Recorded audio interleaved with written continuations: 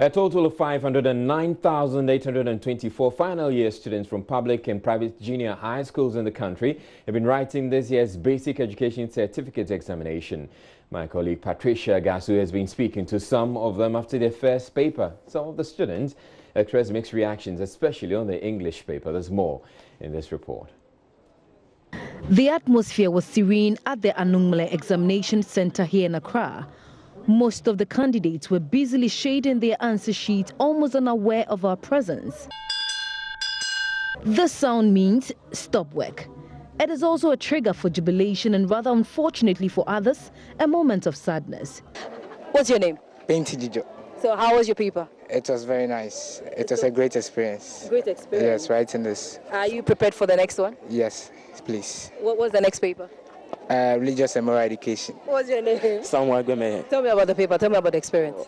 It's an experience. So, but the paper, I felt the paper. I like the paper. He says he felt the paper. What I thought of, that was not how I was thinking. It would be something difficult. So, but it's cool. You answered everything. Almost everything. So what are you expecting? Oh, I'm expecting grade 1 for the English. English, they are grade 1. Hey. The board. Hey.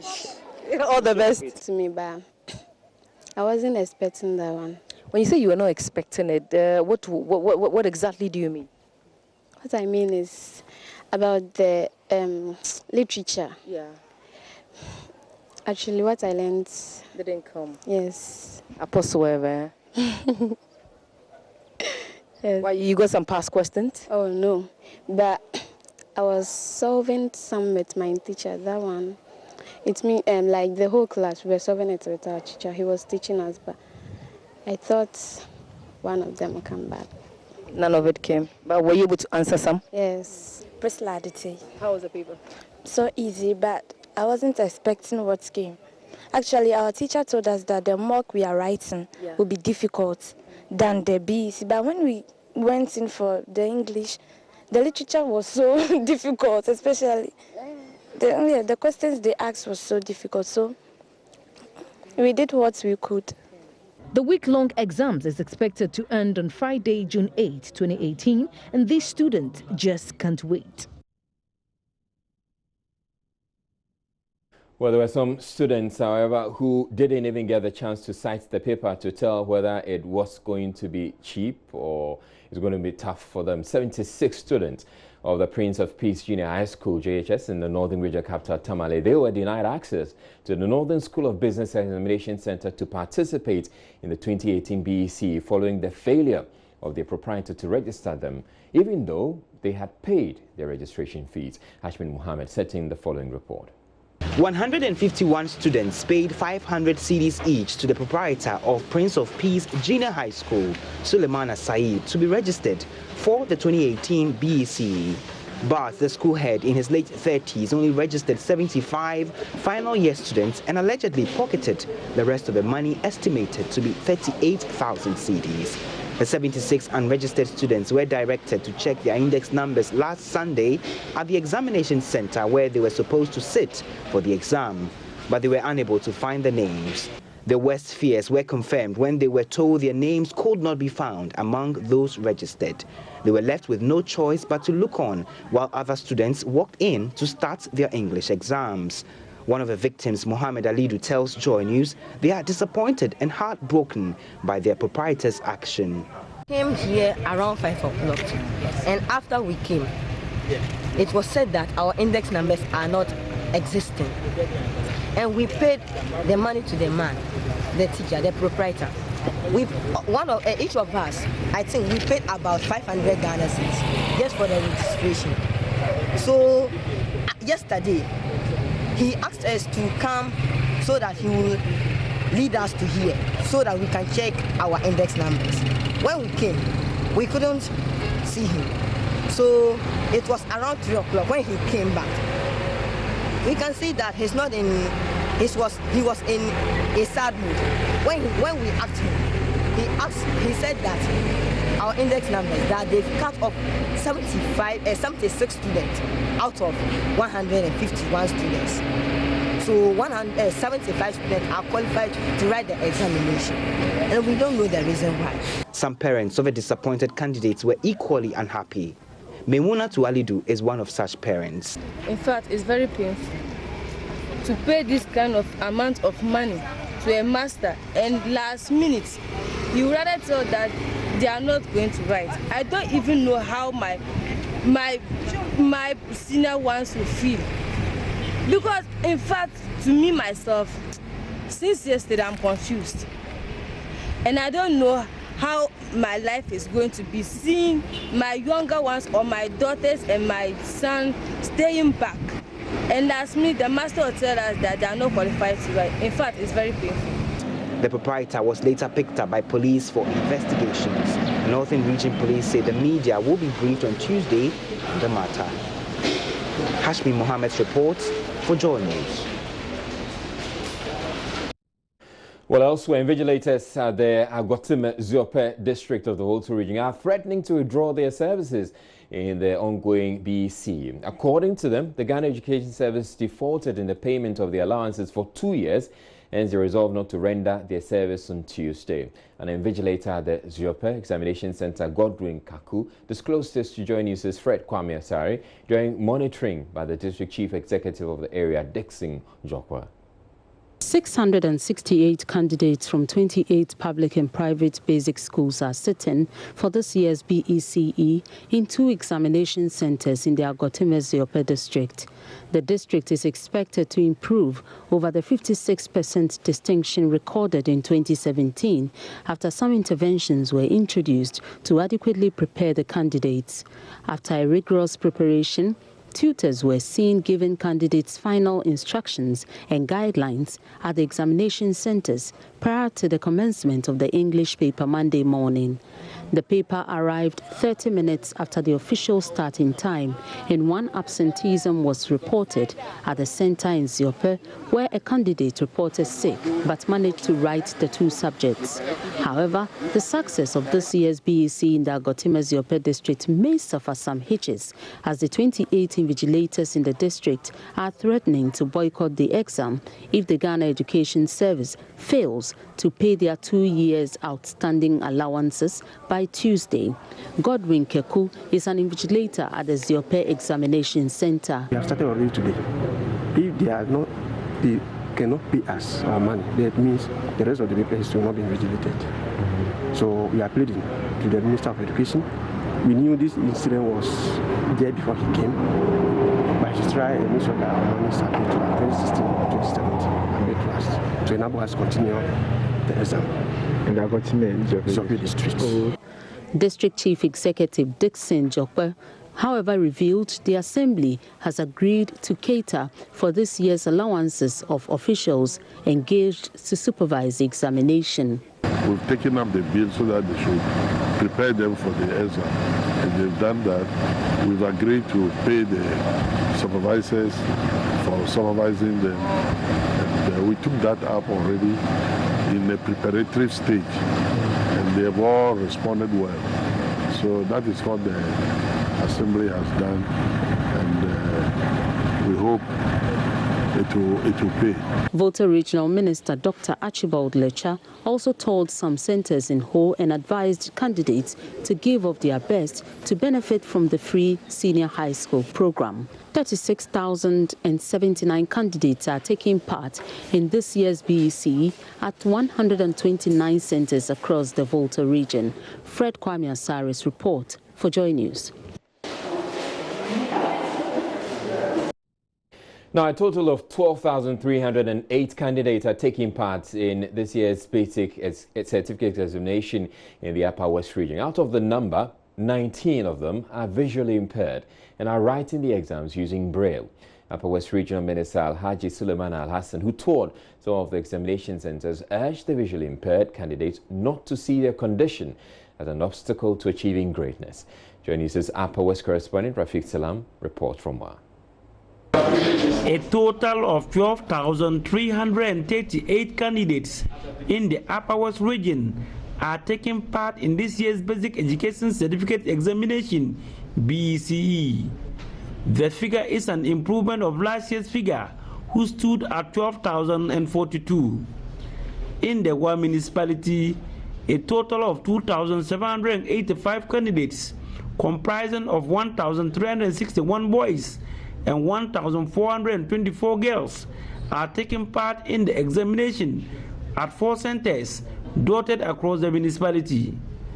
The biggest center is the West Senior High School, where a chunk of the candidates are writing the exams. Upper West Regional Minister Alhaji Suleiman Al-Hassan told some of the examination centers to acquaint himself with the level of preparation by examination officials and the candidates. Before the bell was rung for the candidates to start the exam with the English paper 1, Alhaji Suleiman appealed to the candidates to abide by the rules and regulations governing the exams. What you need to take note of is that you have to obey all the examination rules. The rules, they say, do not come in with what? Foreign material. So obey that. As you write your papers, don't turn your neck towards the left or right to see what your colleague is doing. It is going to go against you. Maintain your focus, and that, God willing, you will go through. So I want to say, we wish you the best of luck in the exam, and we are hoping that at the end of it all of us will be moving to the free senior high education. The regional minister also toured the One Methodist School for the Blind Examination Center, where 19 visual impaired candidates are taking part in this year's examination. He urged them not to see their visual impaired status as an obstacle to their greatness. We are already challenged. You know, we are already disabled, excuse me to say, but it shouldn't be an obstacle on your way. So you have to force and move along with all those who are not disabled, so that you can say that whatever the normal people can do, we the disabled can do what? Better.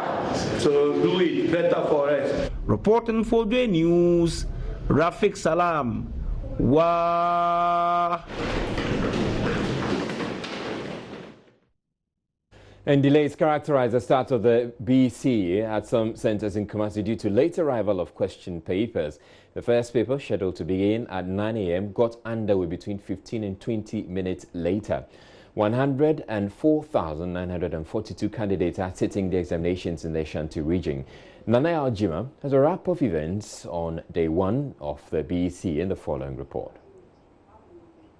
3 senior high school teachers are being investigated for alleged breach of rules in the just-ended West Africa Senior School Certificate examination. Officials of the examination body caught the suspects whose names are being withheld, assisting candidates in the examination hall. WAEC investigations show some teachers use WhatsApp messaging and other forms of technology to pass foreign materials to candidates.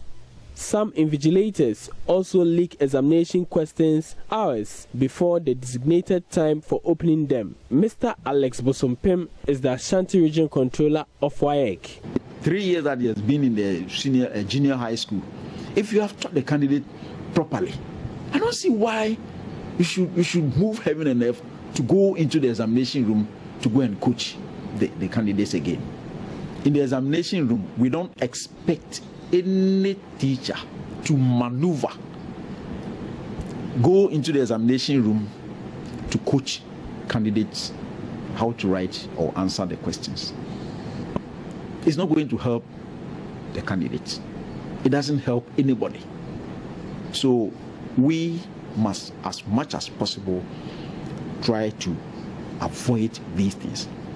Mr. Bosompem says measures including deployment of the item differential proofer software are in place to check cheating. We've gone round to talk to, brief the supervisors, and we expect the supervisors to brief the invigilators, tell them what to do and what not to do in the examination room. We'll be sending WAEC officers round as inspectors to inspect the various centers. So we expect that when they go around, they will also check these things. We're taking a break here on Joy News Prime, but still ahead in the bulletin, Newmont Ghana Gold Limited and its engineering agent DRA Ghana Limited slapped with fines of over $2.5 million following April accident which killed 6 workers on site. President Akufo-Addo backs calls for a review of the country's criminal code to factor current developments in addressing crime. I back 100% the call you have made for a review of the criminal law. And those who are responsible for that exercise will hear from today not only your call, but my support for your call. We'll be back in a bit. Stay tuned.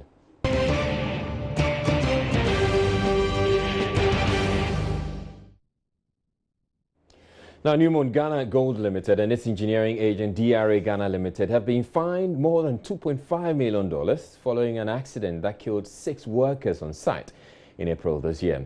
That's not all. DRA Limited has also been banned from undertaking any construction project management on any mining site in the country. These were part of recommendations by a committee tasked by the Land and Natural Resource Ministry to investigate circumstances that led to the disaster. Now, we will be bringing you details of the findings in a bit, but Ernest Menu went to the site at the time of the accident. Here is a recap of what the situation looked like in April.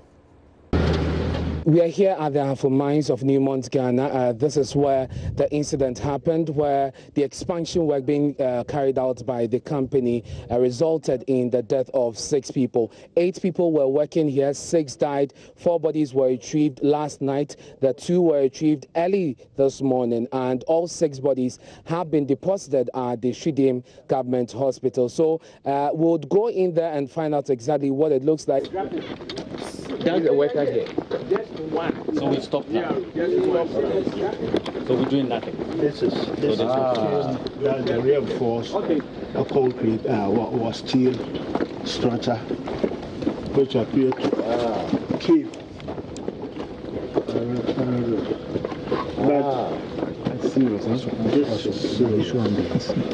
So this was where the bodies were trapped. That's right. We are going to. No, that's what I don't know. Yeah. What's the thickness of the slab? Approximately 1 meter. 1 meter thickness. Yeah. The total volume of the concrete that was being poured was 80 cubic. No, it was during the pouring. During the pour. Mining activities in the Achim mine, for instance, has been suspended. Even at this place, mining activities so far have been suspended. And however, it is worth noting that essential services are still running here at the Ahafo Mines of the Newmont mining firm. Investigations are still going on, but it's clear that the prop that support the slabs, probably might not be well placed, and that could trigger stresses that enable this surface slab, to cave in. About 1,000 cubic meters of concrete, you could just imagine the weight is carried.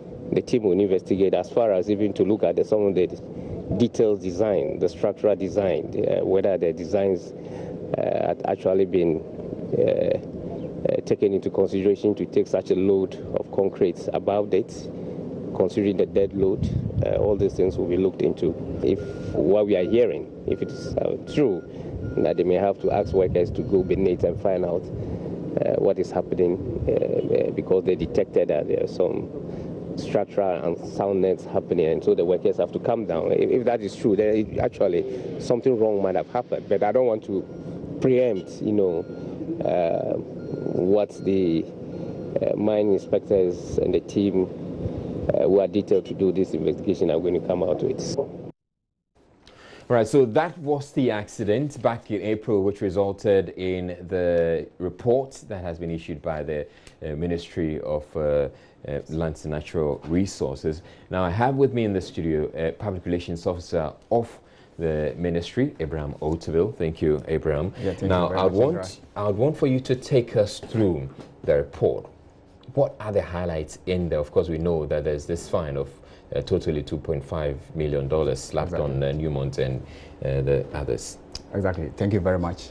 It was clear that upon the accident, the sector minister did institute a committee via the Minerals Commission to come out with some critical recommendations. All right. The minister looked at it and he think that it was worthwhile.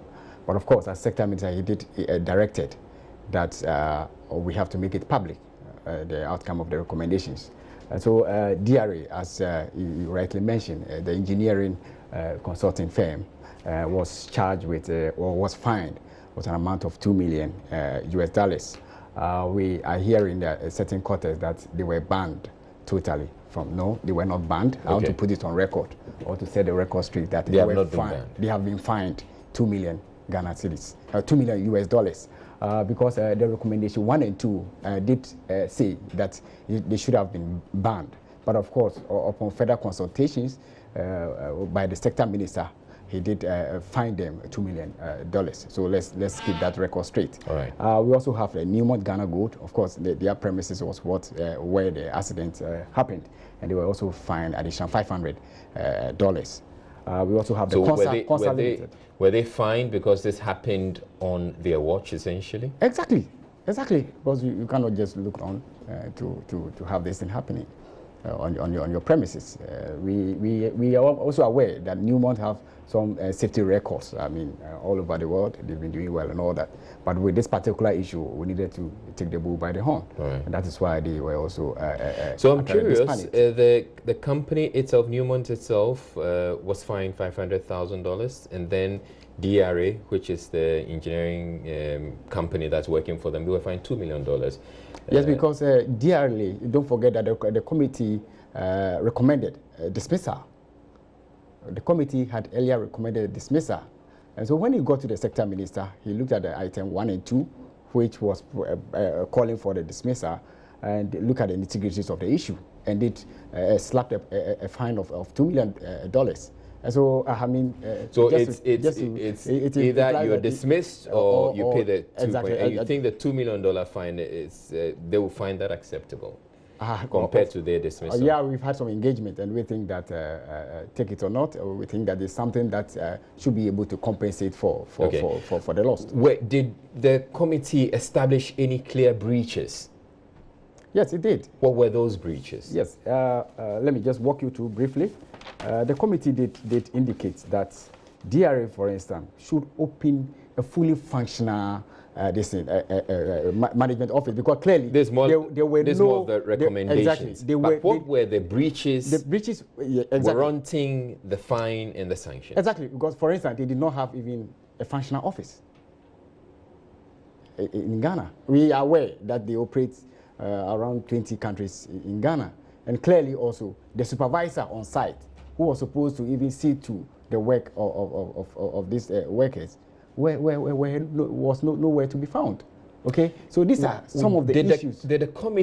Was the committee able to establish what happened, what actually happened in that accident?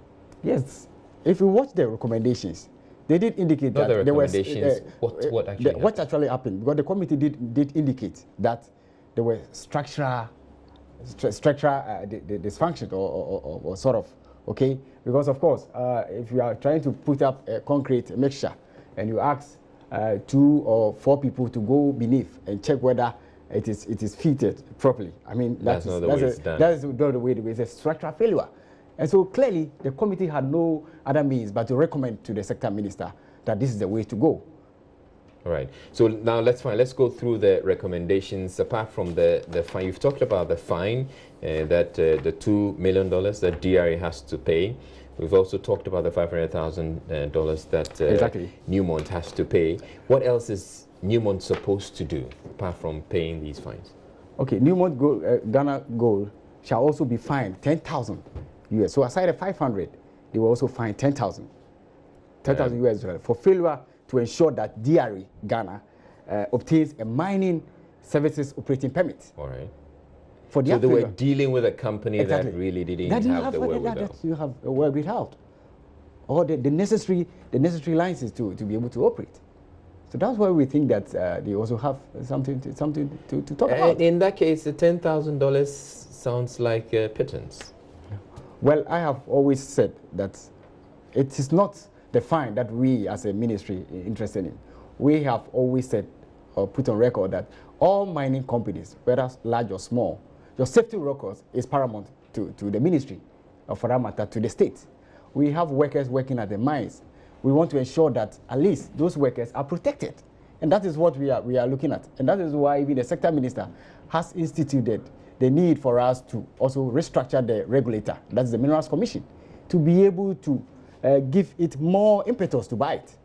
Okay? So that at least our inspectorate division will be strengthened enough. So isn't that a concession then, that the Minerals Commission, which is supposed to be the regulator, doesn't have the teeth to bite? It does, in some sort of, probably it slept on the job, for which reason we had this accident. Well, I cannot say... Shouldn't they be sanctioned as well? Well, I cannot say they slept on the job. They could have been doing their part, but of course, an entity like Newmont, which we all know that they have certain record, I say, then why do we ask ourselves, then what happened this time around? It is something went wrong at that instance. And that is why we think that Newmont will have to beef up their game, their surveillance function, their monitoring system will have to be straight enough. We are also looking within to ensure that at least the Minerals Commission is strengthened enough. And that is why we are injecting a lot of systems in place. Who's going to collect all the fines, the 2.5 upwards? Well, it goes to the government chest. It's going to the states. The states, the entities are state entities. So clearly, it will go to the state. But Evans, Israel, it is clear that DRA has not been banned. They have been fined. And we expect them to go by this directive by the minister. How about the families who lost their lives? If I can recall, the very day the incident happened, the sector minister did move his team to the site, visited the family. 6 people losing their lives is no joke. And so the minister has directed that Newmont, from day one, should cater for all the needs of the family. And the children left behind, and all I would want to believe that whatever education fund. I would want to believe that the organization they belong to would have had something in place beyond what they will be giving by the companies. Shouldn't they probably be getting a bit of the fine? Exactly so. So we are in discussion with them to ensure at least they also get a token of what they are giving to the state. From the fine. Exactly. Exactly. So that is what we are looking at. We think that the minister's directive also gives indication that henceforth we should engage local content. Mining companies should also look within and engage local companies in every structural activity that you do in terms of consultation, procurement, and any managed engineering. And we think that should be the way to go. All right. Thank you very much, Abraham Otuvel. Abraham Otuvel, thank you very much, Israel. With the Ministry of Lands and Natural Resources. Now, we have reached out to Newmont Gold, and we are hoping, we're expecting a statement from them. When we get that statement, we will share that with you. Right now, you're watching Joy News Prime. We're taking a break. When we come back, we're bringing you business news. Emmanuel Abajuya is standing by. Please stay tuned.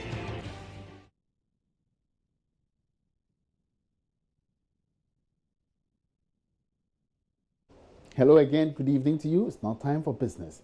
The Ghana Union of Traders Association, GUTA, has been outlining some solutions to the prevailing fuel price hikes in recent times. President of the association, Dr. Joseph Obeng, says government must, as a matter of urgency, eliminate the monopoly associated with the distribution of petroleum in the downstream sector. He blames the price hikes on bulk oil distributors.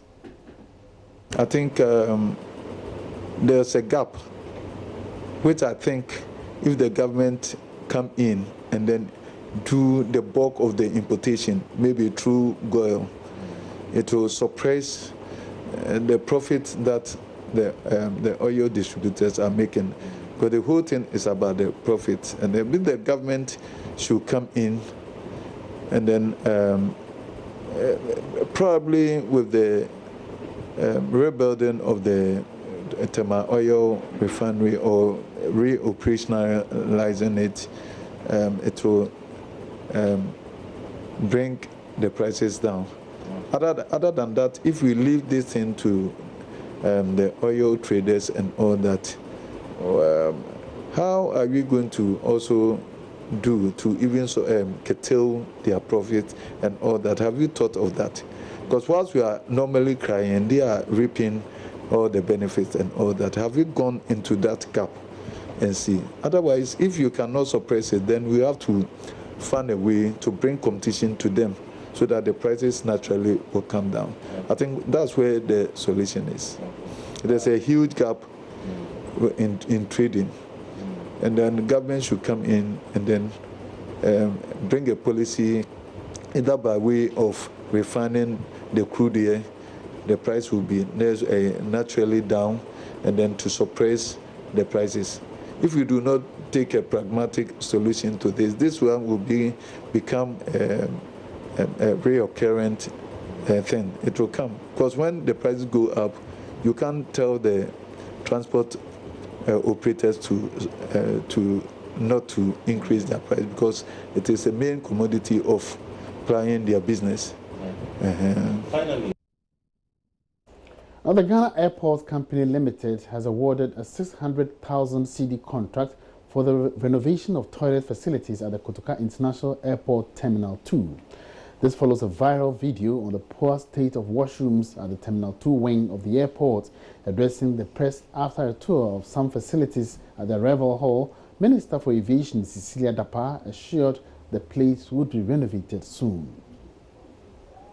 The visit to the airport's Terminal 2 by the Aviation Minister was to ascertain the current state of some facilities at the airport as it sought to find a solution to the issue of sanitation identified in the video. After a tour of some toilet facilities, it was revealed that the current facilities, even though old, were in a fairly good shape. Cecilia Dapaah is the Minister for Aviation. The place is going to be rehabilitated, revamped, so you'll see a very modern washroom very soon. And secondly, I took the opportunity to also talk to the meeters and the greeters. That's the term we use for them, just to find out that are people flouting that facility here. I think essentially the place is an old place, but it's clean. What we saw must be condemned by whoever should have cleaned the place. Then we also have to commend the citizen who put this thing out. I am sure the contractor or whoever has the mandate to clean this place has someone who should have cleaned the place. The person went to sleep, so I believe serious sanctions should be effected on the person. According to the Ghana Airports Company, though, a contract has already been awarded for renovations of the toilet facilities. Gloria Apinkwa is the project manager with the Ghana Airports Company Limited. The cost for the project is about 600,000 Ghana cedis. And for this particular contract, we have 8 different areas within the terminal which we are going to renovate the washrooms. And the airport square is one, just one of it. So after the airport square, we also have the Aleno restaurant, and then we have Latant. When you go to the next floor, that's the immigration floor.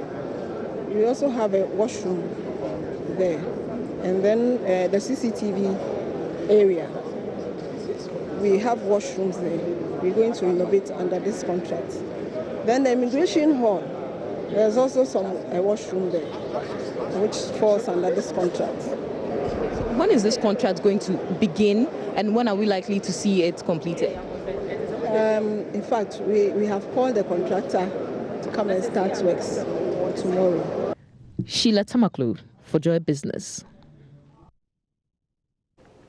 Now, the Ghana National Petroleum Corporation, GNPC, last week entered into a 12-year agreement with Russian firm Rosneft for the supply of natural gas to Ghana. It is expected that 250 million standard cubic feet of gas per day will be delivered by Rosneft, and the hope is to provide a competitive and secure source of fuel, supplying 25% needs of Ghana's overall power generating capacity. Now, this comes despite the country's current significant production of natural gas from some of its hydrocarbon sources and through its contract with Nigeria Gas. The current development has generated some criticisms from stakeholders of the energy sector. Energy expert Kwadwo Poku says the deal is not good.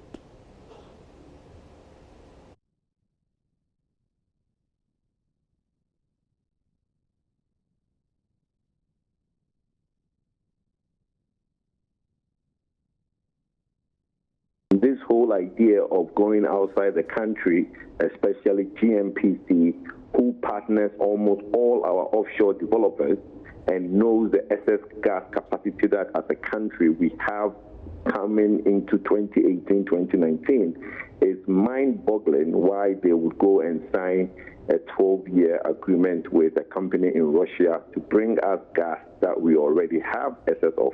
Now, let me give you a background to all this. Okay. You remember some time ago, there was a projection that in the medium term, Ghana was to generate about 5,000 megawatts of power. Sure. Now, in that calculation of 5,000, to realize 5,000 megawatts of power, the technocrats decided that the short-term to medium-term gas available to us as a country would not be able to service this 5,000 megawatts projection. So that is when the FSRU floating storage and regasification unit then came about. And by the time this government came, the previous administration were looking at 3 different companies, Quantum, Sahara, and other companies to provide this FSRU unit to basically regasify gas for Ghana. Going forward, what the politicians have not done is to reassess the situation 4 or 5 years down the line. As a country, we do not, and we no longer need, in the short to medium term, we don't need the FSRU to come in. Because if you look at Sankofa coming on stream, and you look at all the other gases that we have with the existing production that we have, the generation that we have in Ghana now is far below 2,500. And we have excess of generation that nobody is using. So as we speak, we have over 2,500 megawatts of power that we can't even use. So we have excess generation and nobody's using it. So for you to now go and bring in extra gas to come and generate more power, for who to use? Energy expert Kwadwo Poku was sharing those thoughts earlier on the marketplace. And that's it in Business Tonight. Many thanks for watching. My name is Emmanuel Abuaji.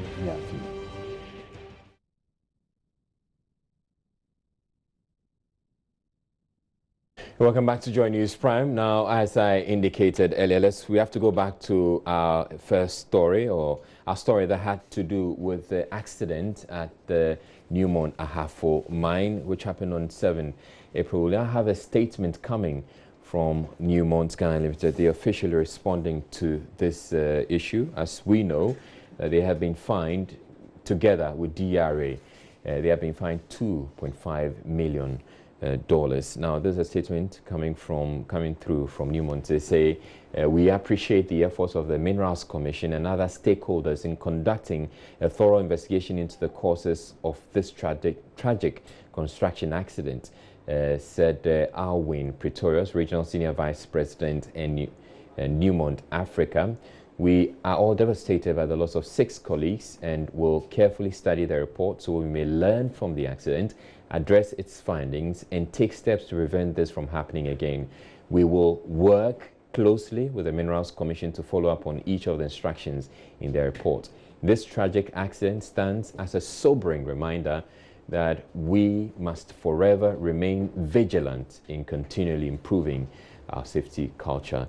The company says detailed action plans will be developed to address the findings in the report and to integrate the lessons across its business, while also sharing those lessons with industry.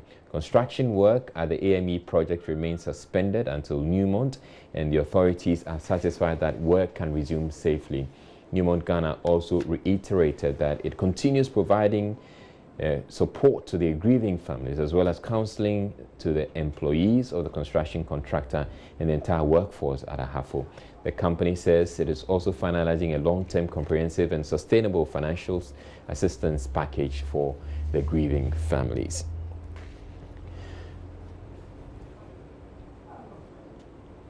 Right, so that's a statement coming from Newmont Gold, and it's in response to the April 7 accident that happened at the Ahafo mill expansion, in which 6 people lost their lives. We'll be making that statement available on our website as well as on our Facebook page. Moving on, President Akufo-Addo is backing calls for a review of the country's criminal code to factor current developments in addressing crime. For him, advancement in technology makes it important to reform the laws to ensure comprehensive trial of criminal cases. The proposal for reform was made by family head of the late Major Maxwell Mahama, who called on him to express appreciation for the government's role in the burial and funeral rites of the late military officer who was murdered by some residents of Denkyira Boase last year.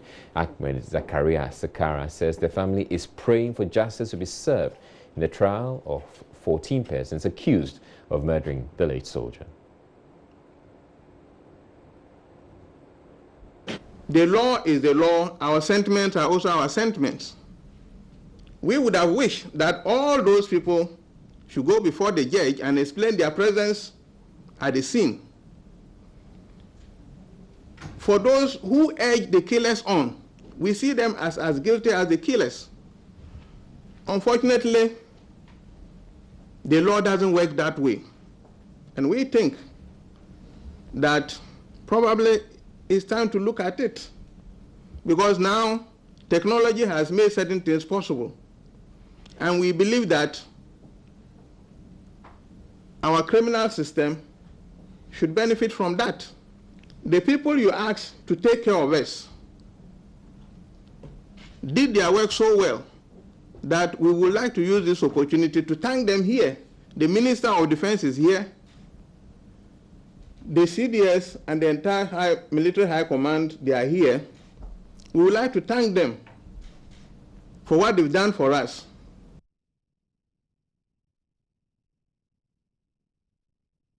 Now, whilst backing the call for reforms of the criminal code, President Akufo-Addo wants a national dialogue to decide on the mode and shape of the exercise.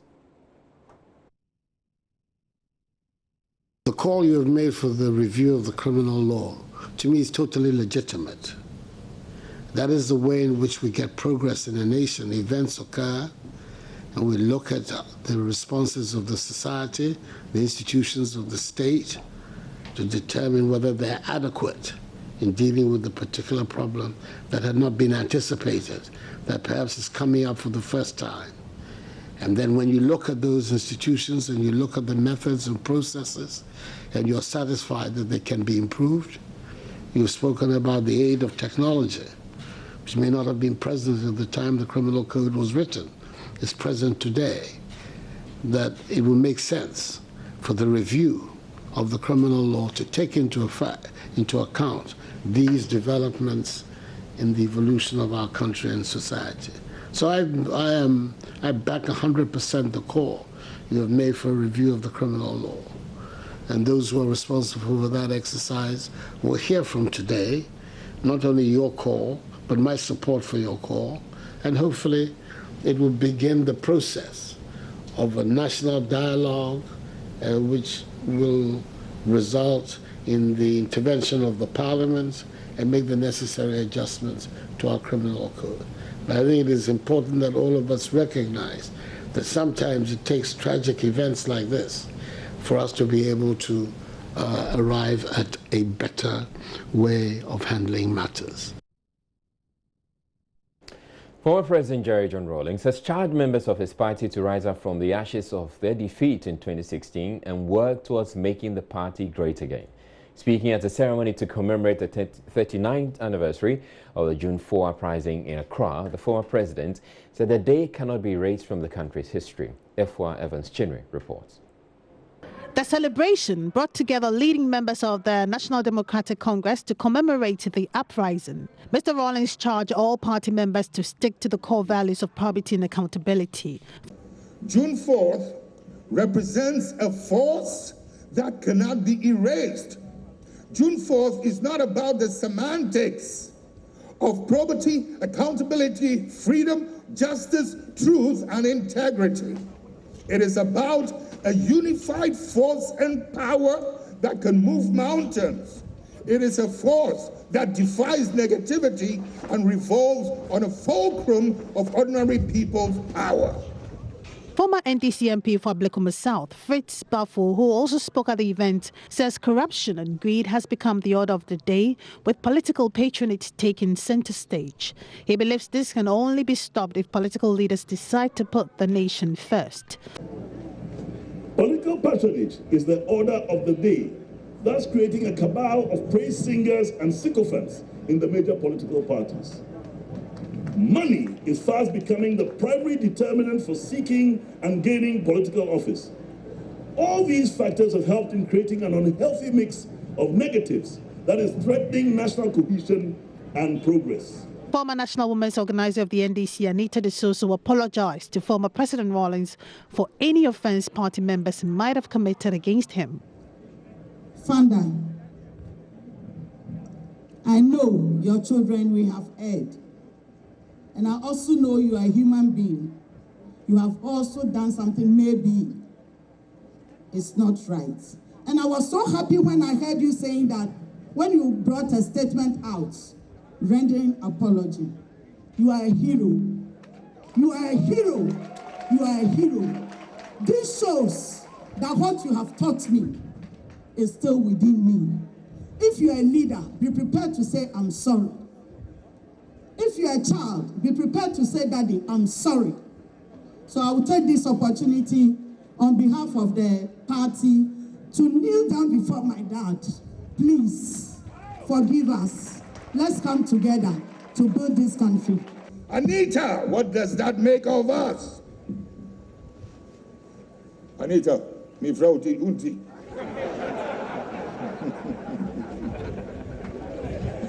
Anita, see me and papa. Papa. In spite of all these, but she's getting too fair.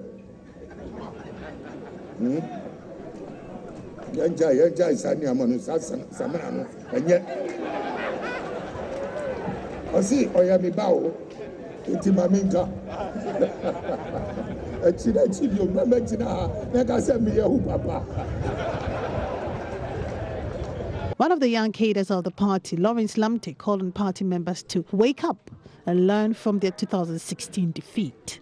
Efwa Evans Chinwi for Joy News.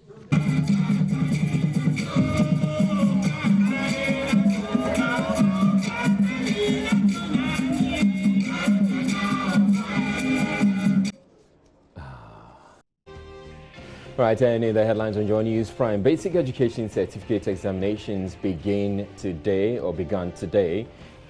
for over 500,000 basic school leavers across the country. The fate of some 76 school leavers in the northern region however hangs in the balance, as they were unable to write because their proprietor failed to register them. Newmont Ghana Code Limited and its engineering agent DRA Ghana Limited slapped with fines of over $2.5 million following April accident which killed 6 workers on site. Newmont says it will study the recommendations and comply accordingly. President Akufo-Addo backs calls for a review of the country's criminal code to factor current development in addressing crime. And in business, Ghana Union of Traders Association GUTA says government must, as a matter of urgency, step in to reduce the monopoly in the distribution of petroleum products.